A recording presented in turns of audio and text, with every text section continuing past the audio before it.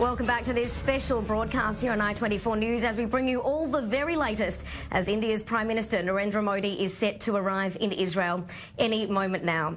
Now, India and Israel had to hide their love away for a long time. But as Prime Minister Narendra Modi touches down in Tel Aviv, it's clear this relationship seems to be stronger than ever. Here's I24 News diplomatic correspondent Mike Wagenheim with more. The burgeoning ties between Israel and India are finally seeing the light of day. Indian Prime Minister Narendra Modi hasn't been shy about displaying his affection for the Jewish state after many of his predecessors were reluctant to do so for fear of angering the Arab world. India's support for the establishment of Israel was mixed, with the government voting against the UN partition plan. But Hindu nationalists and even Mahatma Gandhi sympathized with Jews and their predicament in the region.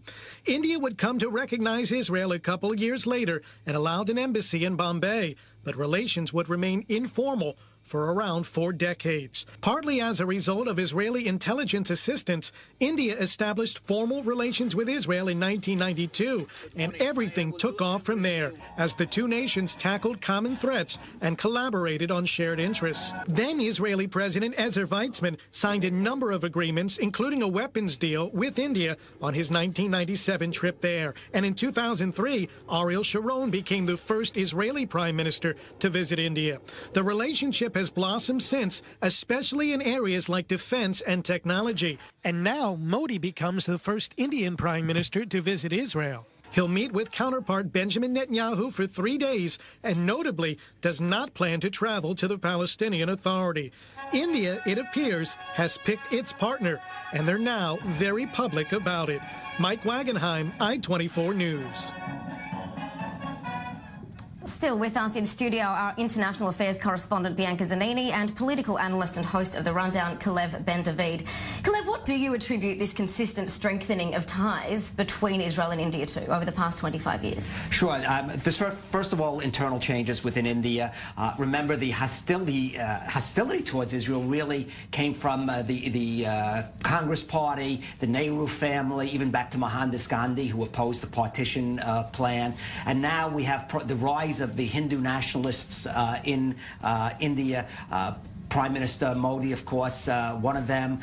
They have conflicts with. They've had conflicts certainly with both with Muslim Pakistan and with the Muslim minority in India. So that, of course, is a natural connection between them. And this party is growing and growing in popularity, and so is Modi's popularity. It's just even though his attempts of economic reform have been with mixed success, his popularity and his party's, the Hindu nationalist popularity, has been going forward. And looking at Modi's support of Israel compared at least to his opposition there.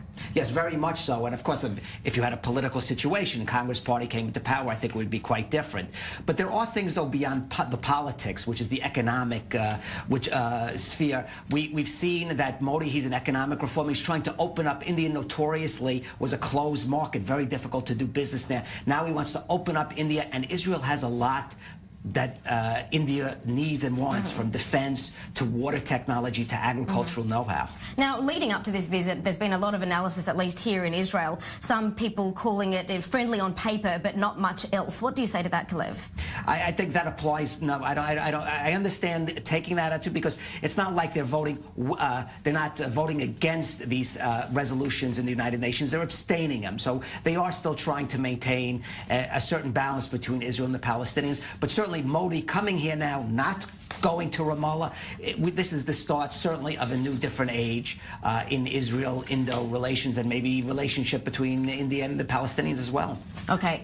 Bianca, looking at his schedule, anything that stands out to you from there? Well, it stands out that he's only staying here in Israel, visiting Benjamin Netanyahu, and has chosen not to visit the leader of the Palestinian National Authority, Mahmoud Abbas. And this, more than reading too much into it, though, I do think that it means that the Modi government is officially delinking the relationship with Israel from the question of Palestinian self-determination. And this is really a policy that we hear a lot from Europe, which is really interesting, where it's like it's two different things. We can be friends, we can explore our relationship as much as possible, and then there's this other subject of the Palestinians that will keep separated. Okay. And like I just said, he's going to address a rally of Israelis of Indian descent, yes, of which there are several thousand.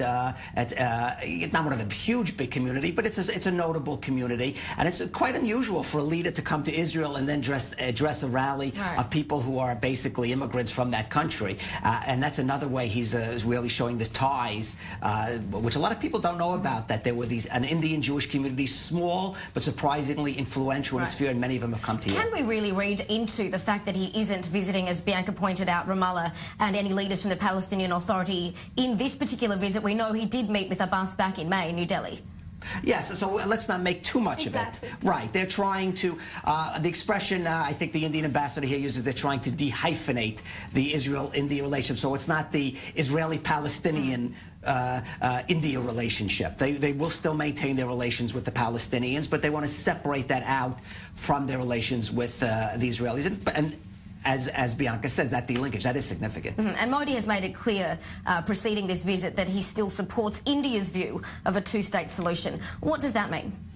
Well, I mean, we've seen that they have really, really close ties to Israel with the people, the economic ties, the military ties, but what it's going to mean on the international arena, for instance, in the UN, is yet to see. I mean, they have 80% of their energy needs is coming from the Persian Gulf, so... Okay. Bianca, I just want to cut you off because we're just hearing now that Narendra Modi has, in fact, landed at Ben Gurion Airport. Our senior international affairs correspondent, Owen Alterman, is on the ground there for us. Owen, talk us through what's happening there. Well, the plane, Tracy, has not yet rolled up to the ceremonial area, but everyone is in place. The podium is set up. A number of dignitaries are here. The military band is on one side, and then the honor guard on the other. The rehearsals are done. The media is here, and everyone is ready for this historic visit. The Indian Prime Minister, Narendra Modi, stepping foot in Israel, the first serving Indian Prime Minister ever to do so. Okay, Owen, stay with us. We'll check back in with you in about 1 minute's time. We're going to take a quick break here at the I-24 News Desk and bring you all the very latest as Indian Prime Minister Narendra Modi lands right here in Israel. Stay with us.